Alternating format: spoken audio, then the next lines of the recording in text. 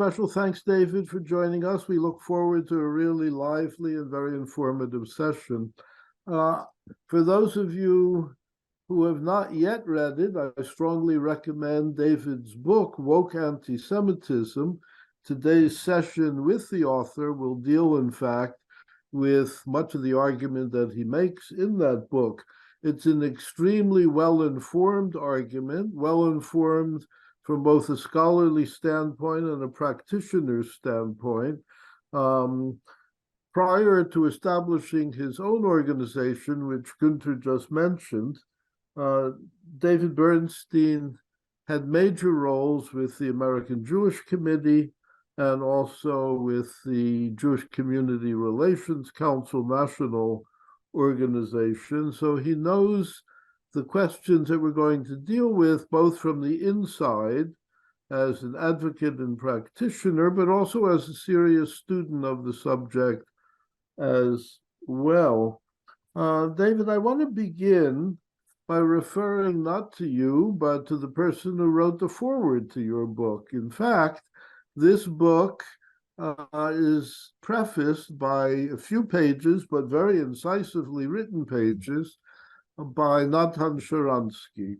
And among other things, Mr. Sharansky, who needs no introduction to this audience, talks about himself as a former citizen of the Soviet Union. And as such, he said he's concerned about the emergence of a dogma not unlike the totalizing ideology I grew up with in the Soviet Union. Those of us who know anything at all about the communist period in Russia are fully aware of what he's talking about. What we were not aware of is that anything even remotely resembling it might in fact take shape on these shores. But as Sharansky in fact looks at the present scene in America and elsewhere, it does concern him that echoes from his former time are coming back loud and clear here. David, your entire book is given over, in fact, to describing the onset of this very dogmatic ideology. It goes under a few different names. The one you chose is woke anti-Semitism. Among other things you say, woke ideology, and I'm quoting you, has its own internal logic, its own vocabulary, its own history, and its own dogma. Unpack that a bit for us, if you would. Yeah. Well, even since I've written the book, Woke Antisemitism, the term woke has even become more controversial. It was already controversial by the time I was writing the book. I knew I was sort of entering a controversy by just using the term, but since then it's really become, front and center of the public debate. So let me define woke for you, at least the way I use the word here. And I realize that there are people on the far right that are using it in a very mischievous way. They're in a promiscuous way and calling anything that they don't like woke. I'm not trying to do that here. I don't think I do that in my book, and so I want to be disciplined in how I use it. By woke, I mean two basic tenets. One is that bias and oppression are not just a matter of one's personal attitude, but are interwoven into the very fabric of society. They're systemic, they're structural in nature. And the second tenet of this ideology is that only people with the lived experience of oppression have the standing and the insight in the public discourse to be able to articulate it for the rest of us. And it is that second tenet that can weaponize the first. It says that only we get to describe it, and what we're describing is a structural phenomenon, and you must abide by that because we have the lived experience to articulate it. Now, I just want to say that both of those tenets can be true. It can be true that oppression or bigotry are systemic, right? It's not, Nazi Germany, there was systemic anti-Semitism. Jim Crow America, there was systemic racism. But that doesn't mean it's always true. And it's not certainly always true in the United States of America, I would argue. Um, and likewise, it can be true that lived experience gives someone some genuine insight. So as a Jew who's experienced anti-Semitism in America, I grew up with a lot of coin throwing and not swastikas in my books and the like. I think I have something to say that others ought to listen to about anti-Semitism. Yet that can't be the final word on the matter. It's also the case that there are studies like the Pew study, I think in 2019, which showed that American Jews are the most admired religious community. So that's also a data point. My lived experience is a data point. Maybe your lived experience, which might be different from my lived experience, is another data point. And there are studies and other forms of data that can be used. And so what I worry that has happened is that this ideology is like a cuckoo bird, as Jonathan Haidt put it. It's cuckoo, but it's not. It's like the cuckoo bird. It takes over other birds' nests and kicks out all the eggs. It's trying to dominate the discourse, and I think that ultimately is a problem. It's illiberal, and it ultimately also causes anti-Semitism. Right.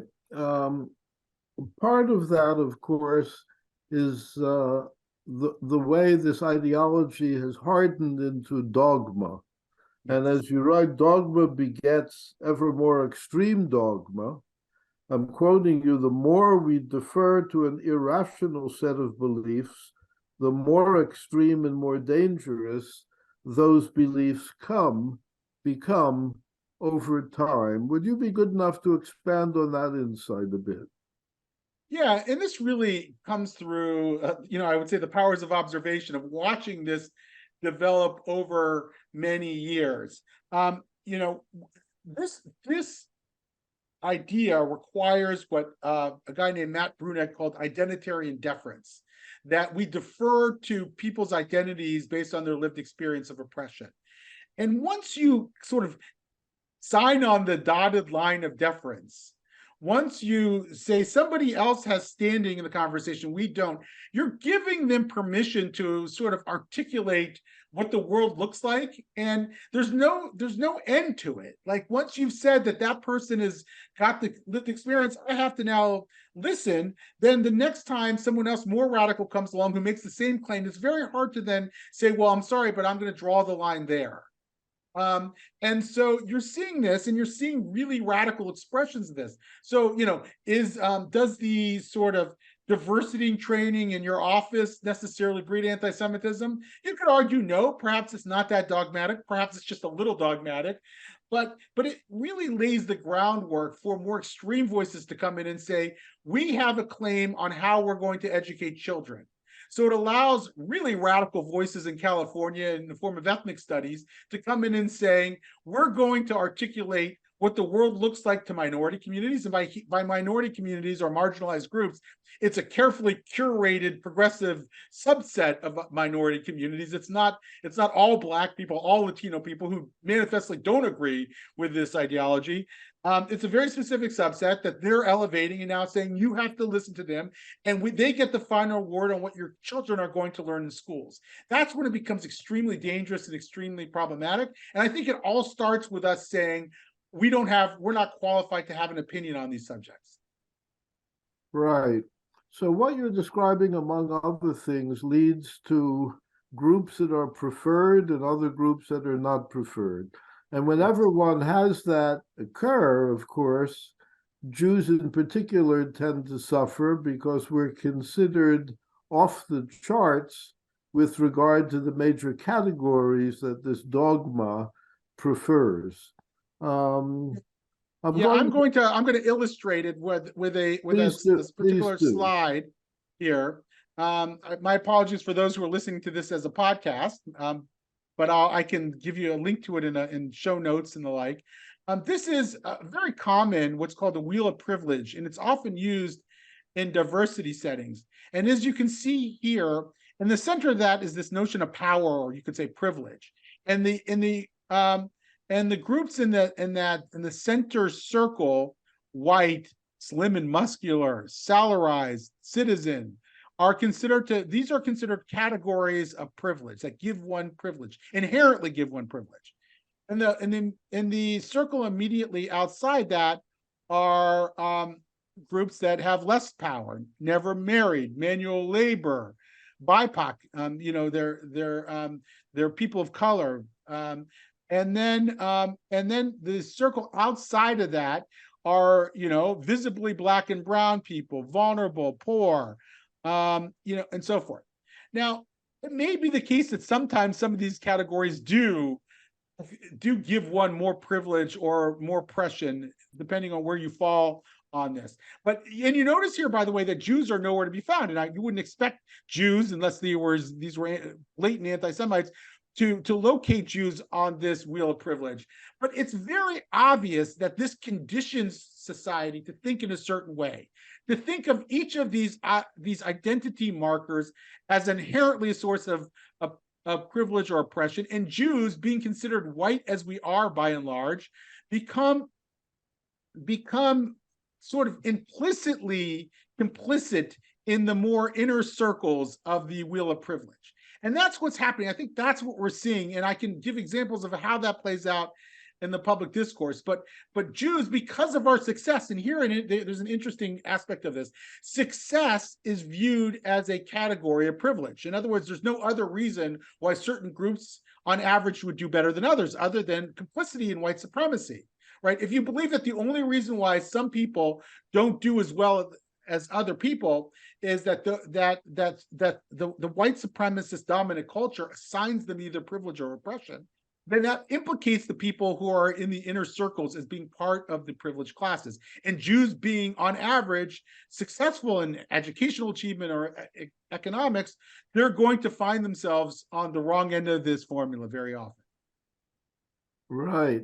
Thanks for putting that before us. We'll return to it, I'm sure. It doesn't take a whole lot of analytical thinking, in fact, to look at that chart and take it apart and recognize that it has no validity, in fact, or at least very, very little validity.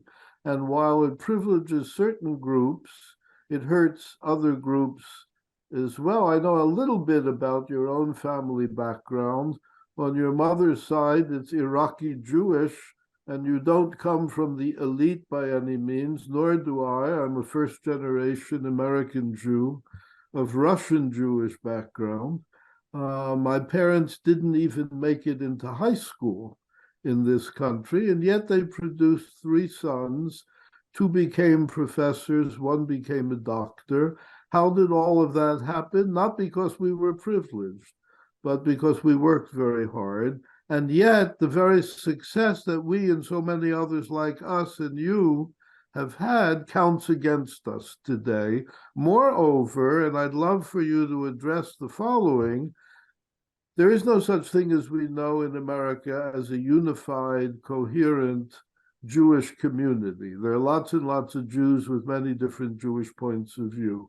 Why does that chart that you just showed have appeal and win the support of certain segments of the American Jewish community, as well as lots of people who are not Jewish?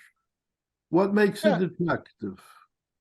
Yeah, well, first of all, there's been a lot written about what kind of ideas go viral that gain ground in society, and Richard Dawkins, among others, writes about memes, which are sort of idea viruses. And one thing about the idea virus, if we're going to call it woke, we don't have to, but the woke idea virus is that it disables one's rational faculties. It says that it is inherently racist or privileged to even question this. So therefore people tend not to question it when faced with that. Maybe it's given this country's own history of race and racism that many people are so readily willing and able to defer to an ideology and not recognize it as a major departure from what we learned from during the civil rights struggle.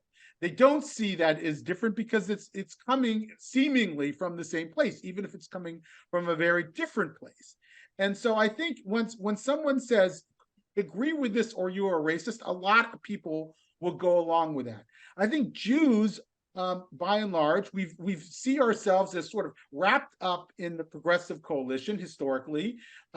Jews in America, that's not Jews in other diaspora communities, by the way, by and large. Even in Canada, sort of the Jewish community in Canada is not as inextricably linked to the progressive movement as Jews in America are, for a variety of historical and social reasons.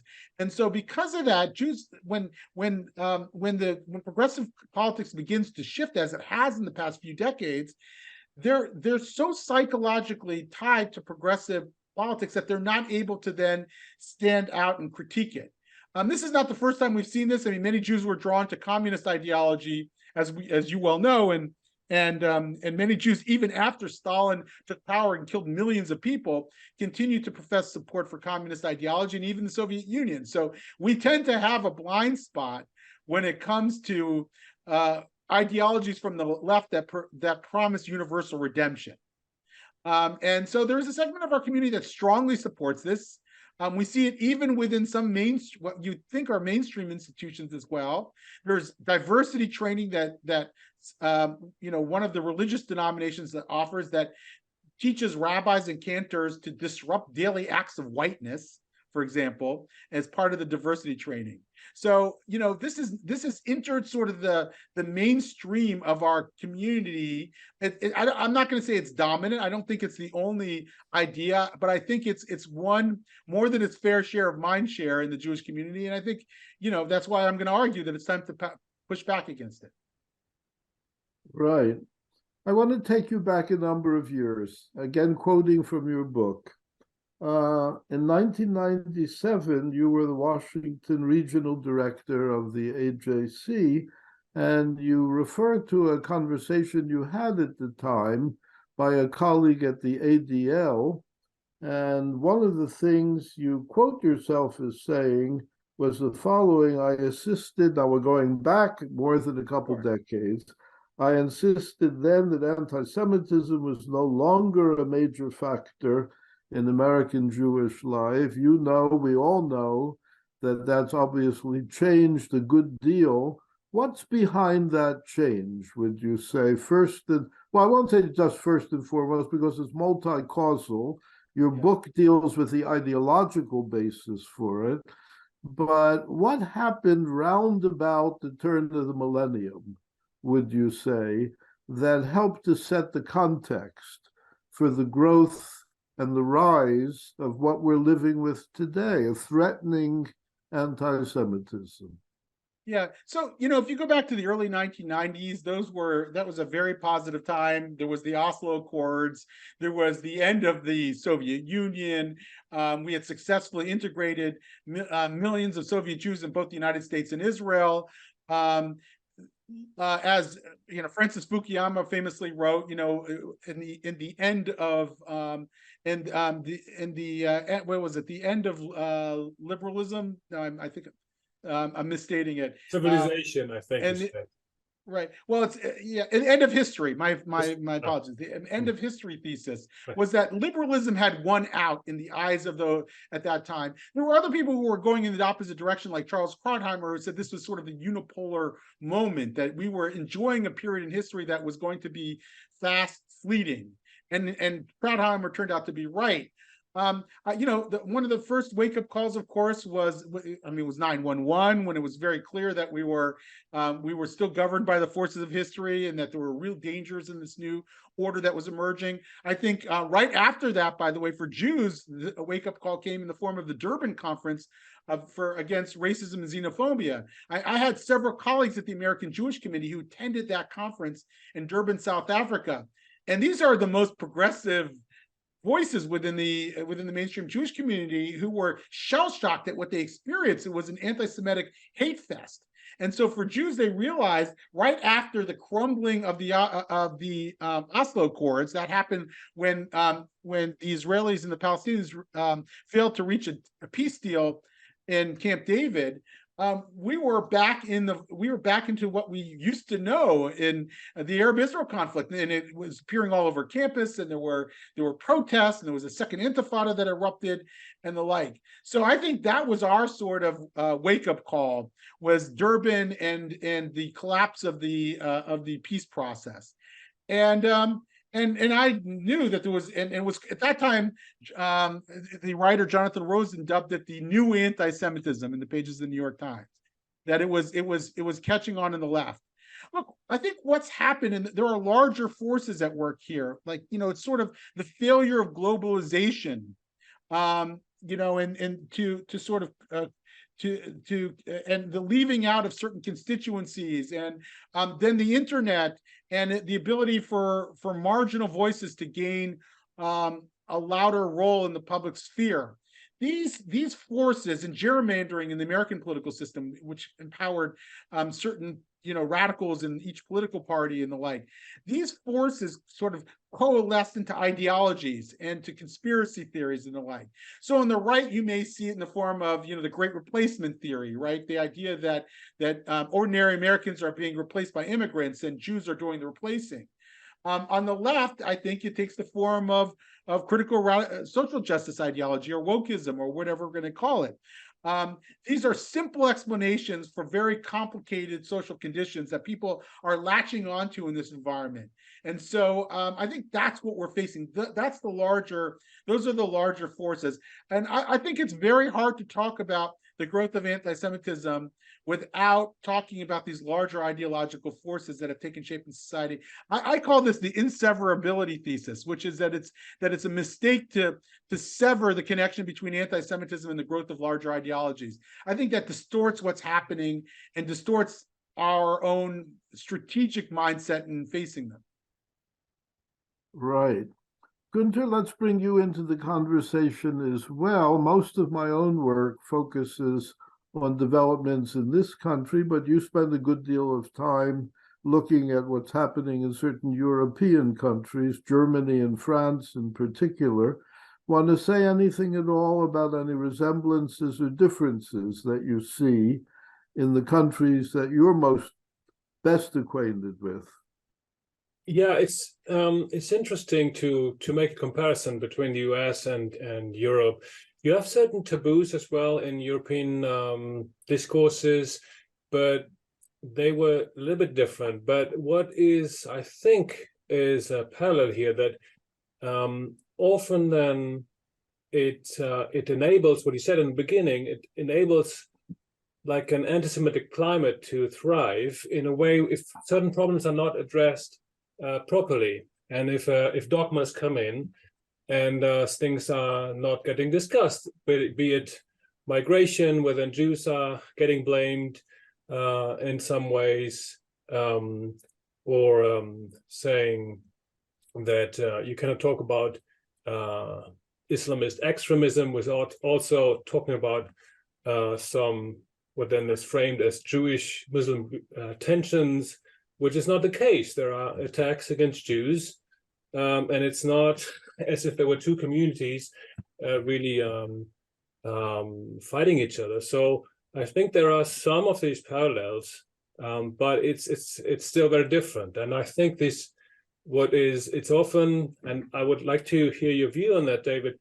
For me, it seems, I'm relatively new to this country, 7 years, and a lot of things have changed in this 7 or 8 years now. But of course, what is very important to this country are discussions about anti-Black racism. This is the history of this country. It just makes it very relevant topic.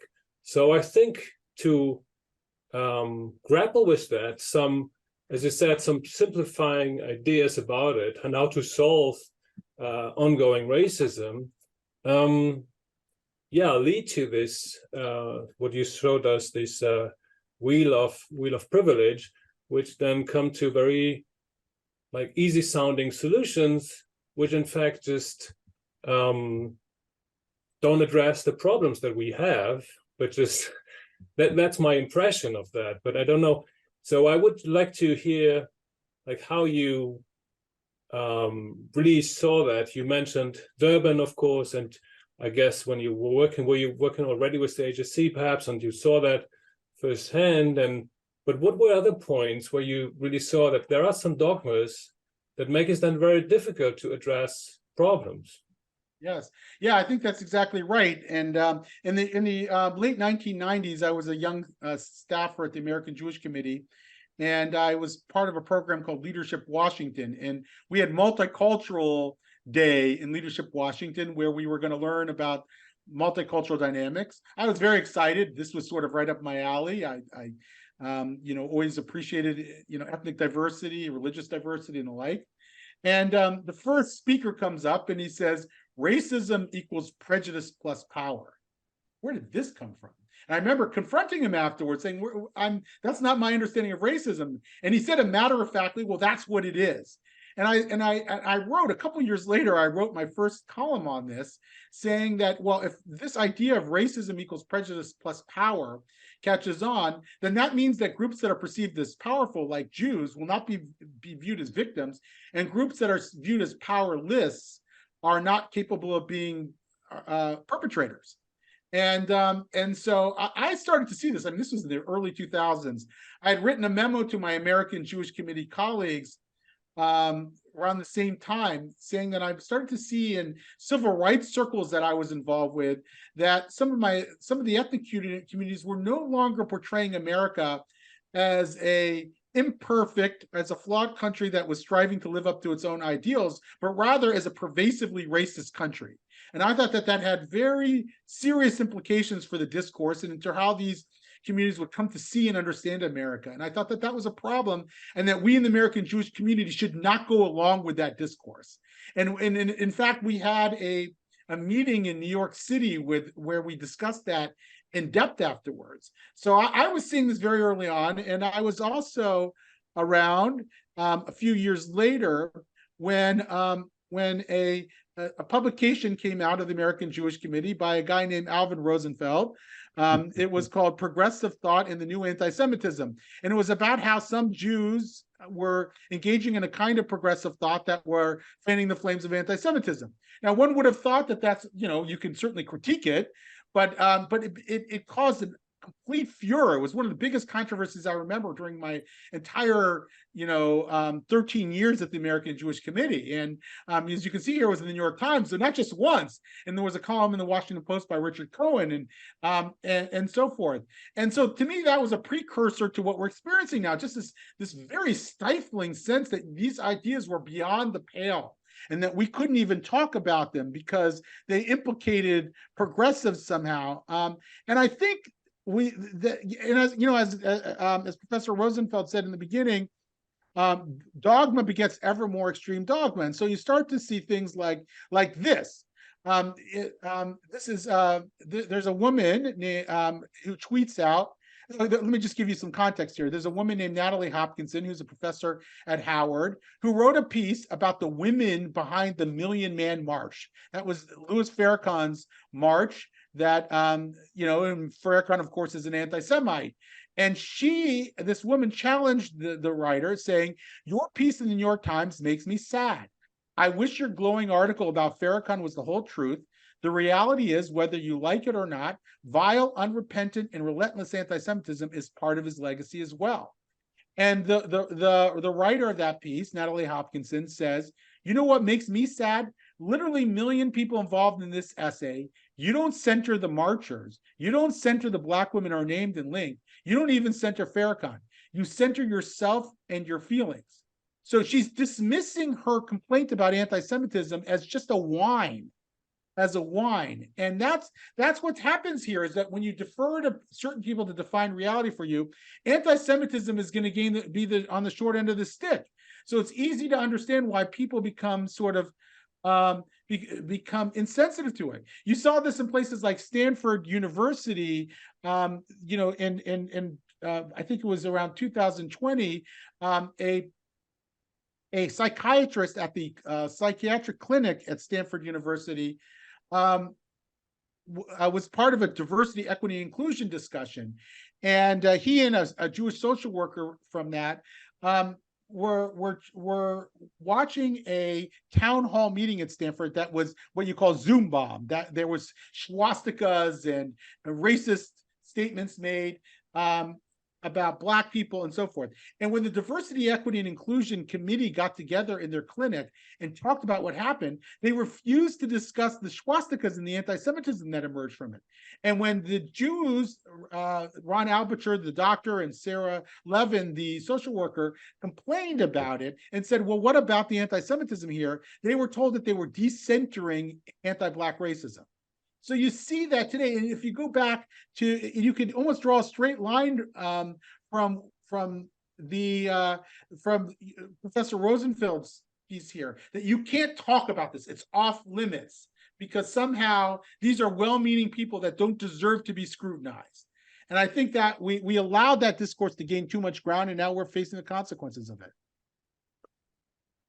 Very, very good. We could go on and on and on. We soon want to involve our listeners as well in the discussion. I just want to ask you one last question, although I wish we had more time for many more questions, but those will come your way from our listeners in just a minute. The big question before us, though, recognizing the threats that are posed by the ideology that you have concerned yourself with so much, what can we do to push back against it? What can we do to keep these threats at a minimum? We can't get rid of them altogether, but they can cause and are already causing great harm. At the end of your book, you talk some about the ethnic studies curriculum being developed in California. We all know that what begins in California doesn't stay only in California. So we have, if all of this stuff succeeds, a very large institutionalized problem before us. Anti-Semitism is always bad, and when it takes episodic forms, we need to pay attention to it. When it takes chronic, systemic, institutionalized forms, we're in trouble. What can we do to confront all that? Yeah, so I think there are a few things. Thank you for the question. Number one, what we have here, what we're seeing here around sort of the overall illiberal atmosphere and the anti-Semitism that emerges out of it is what some have referred to as a spiral of silence. It's this sort of reinforcement of certain taboos in society that make people afraid of confronting it. And the way you get around spirals of silence is to create spirals of courage. You get people to speak out. You organize people in a way. If the opposition to free expression is in groups, the response has to be in groups. So, for example, we have a letter, my organization, the Jewish Institute for Liberal Values, facilitated a letter that was signed by around 450 academics to date, and Jewish academics, that warns of this ideology taking hold in universities, and also cites how the ideology can fan the flames of anti-Semitism and why it's dangerous. Once you have 450 scholars signing something like that, you can begin to give people some cover to be able to push back against it. So I think pushing back against spirals of silence and creating spirals of courage is very important. The second thing I think we can do is really push back much harder than maybe the mainstream Jewish organizations have been willing to do so far against the real extreme versions of this. You mentioned ethnic studies in California. The liberated ethnic studies in California is teaching that Israel is a settler colonialist state. It's teaching that Zionism is inherently a colonial settler enterprise.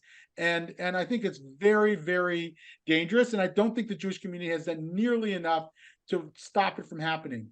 Recently, there was this effort called by a group, that newly formed group called the Institute for the Critical Study of Zionism. And they're trying to get themselves established in universities. And they have a conference in October that they've advertised at both NYU and at University of California, Santa Cruz. We've been pushing back against it because, for one thing, this organization has a political litmus test for participating in the conference, which is goes against academic freedom and even the discrimination policies of these universities. And we've been extremely successful. We've gotten NYU to completely back out of it and say that they won't even rent them a room. And we've gotten the University of Santa Cruz to distance themselves from the conference, say it violates academic freedom. They won't go the next step yet of asking their various academic centers to altogether pull out of the conference, but they've gone much further than I expected. When you push back against this and you say, I'm sorry, but this is discriminatory, and you do so forcefully and you organize others to do it, I think you can make some headway. And thirdly, and perhaps most importantly, in my view, is that we have to start to build a new coalition in this country. We're not going to be safe from the far right, and we're not going to be safe from the far left if the center, the political center, the moderate middle of this country, it doesn't become stronger and better organized. And I think the great Jewish project, and the most important thing we can ultimately do to fight anti-Semitism, is to begin to build a new American political center that is not necessarily equidistant from both the right and left, no, but that is able to talk to itself, that talks to that favors dialogue, open dialogue and discourse, and academic freedom, and the like.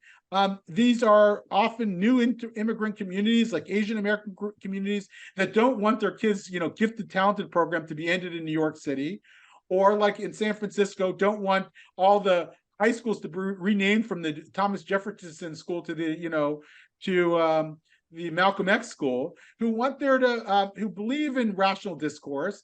These are very often Black parents who are perhaps even a plurality of their own community, who don't want their kids to be taught that the school system and the entire system is rigged against them. They want to be taught that their kids to be taught that there's opportunity that they can avail. These are our allies. These are our new allies. And it may take some doing, but I think we can sort of wean ourselves off of our old progressive alliances, not entirely perhaps, but mostly, and start to form this new center-left, center-right coalition that's capable of supporting liberal values in America. Going back to this idea of the inseverability thesis, the idea that we can't sever the larger ideological trends from the outgrowth of anti-Semitism. We've got to be able to fight for a rational America against what Jonathan Haidt calls structural stupidity that has sort of taken hold in our political and social life. Good to hear you on that point and everything else you've discussed. Gunther, let's open it with your help to people who've tuned in. And David will just take a brief time before we have those people online. Very good. Before we do that, so I'm enabling the chat now, but I want to challenge you on one thing. So you said, I'm not sure if I understood you correctly, when you said that there is this notion of power, and racism is power and racism, they need to go together before prejudice plus power. Right. So I wouldn't dismiss this completely, because it does make a difference if people in power are racist or if people who have less power are racist. The impact is just different.